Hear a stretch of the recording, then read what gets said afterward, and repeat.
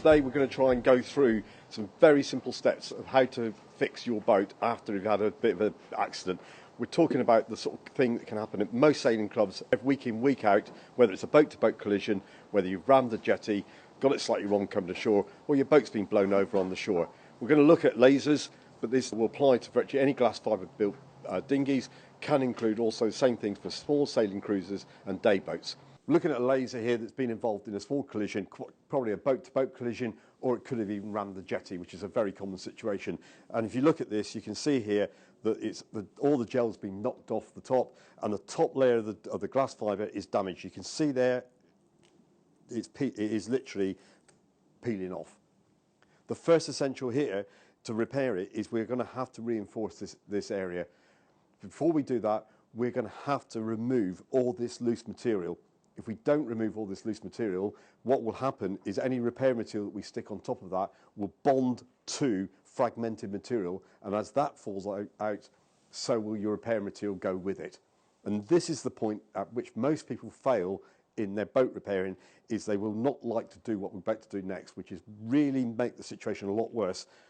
But if we don't, the repair will never work.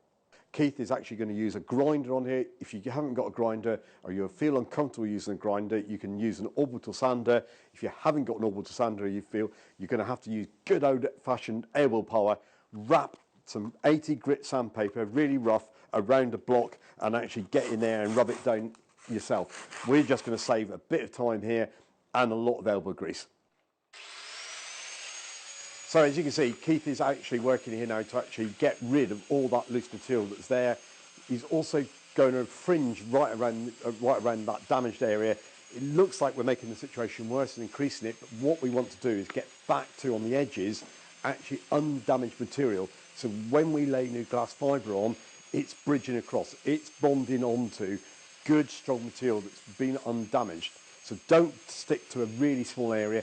Increase the area that you're going to repair, make a fringe around it that's actually is unaffected and strong.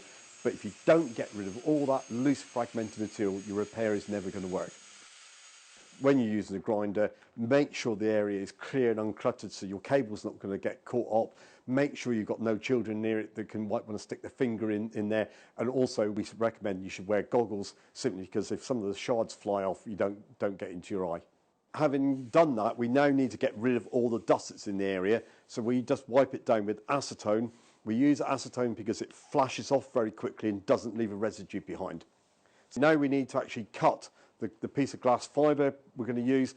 As you can see, this is actually a weave glass fibre, not chop strand mat, which is not so easy to work with. It isn't as strong. Okay, get everything prepared beforehand. Okay, so we're actually going to cut the glass fibre ready now. Just get the right shape. We're going to put 2 layers on in one go here. So we're going to get both layers prepared and cut to the right size and shape ready in advance. To repair it, we're going to use polyester resin. That's what the boat is made of. Polyester resin will actually be absorbed by the glass fibre, and actually when it goes off, that goes super strong. As you can see, this is a very runny, thin material. In there, ready by the manufacturer, is an inhibitor that stops it going off in air. So we're now going to add a catalyst into it. And this is what actually usually scares people. In actual fact, all the catalyst is actually doing is removing the inhibitor out of the resin, so it will now go off.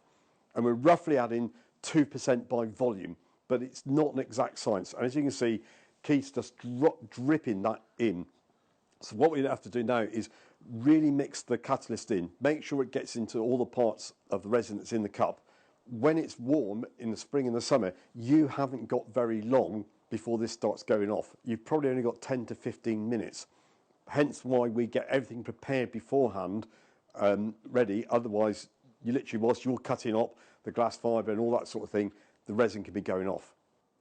Have your glass fibre ready. The resin's ready to be used. Keith just actually picks them up in the brush, work it into the glass fibre.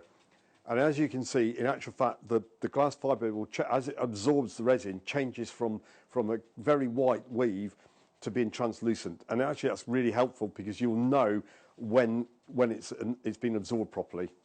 So just work it in. Don't go back and forth with the brush. You do a dabbing technique, go up and down to actually just work the resin into the glass fibre. We're doing 2 layers in one go here to give it some to rebuild the layers on the front there.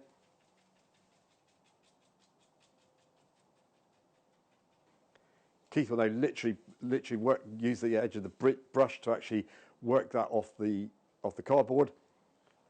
Transfers back over to the boat. He'll coat the surface that you actually want to put it on again with the same resin. Just place it on. As you can see, he's wearing disposable gloves again, which is again something we would recommend. There's nothing seriously wrong with these materials in terms of health-wise. They are a very sticky mess, and it will just save you transferring the stuff everywhere. Just use the brush to work it in. Again, don't go back and forth with the brush because that would move the glass fibre. Just do a dabbing technique just to make sure it's actually absorbing properly. In good temperatures, when we're talking about around 15 degrees, that will probably take about 4 hours to cure off properly. When it's colder, between 5 and 10 degrees, we will leave that all day to cure off. Again, you cannot rush these repairs, and if you try to, it's not going to work. This is cured off properly.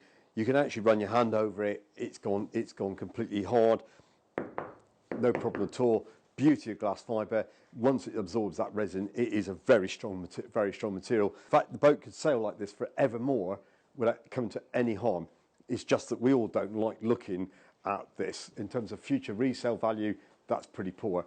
So we're now going to go through how we would go through the stages of actually hiding this repair so the boat, you cannot tell that a repair had actually taken place here. What we're going to take to this is some very rough coarse sandpaper. It's 80 grit production paper. You can buy this at virtually any decent hardware store. What we're doing now is actually levelling it around the edges. We're also going to key up the surface so that when we put the gel coat on, it will stick and adhere properly. In fact, it will now check it simply by actually putting a straight edge across it. Creates quite a lot of dust. We've now got to clean this surface. We're going to go into the next stage, which is called filler gel coat. Hope you found this video useful and give you some useful tips.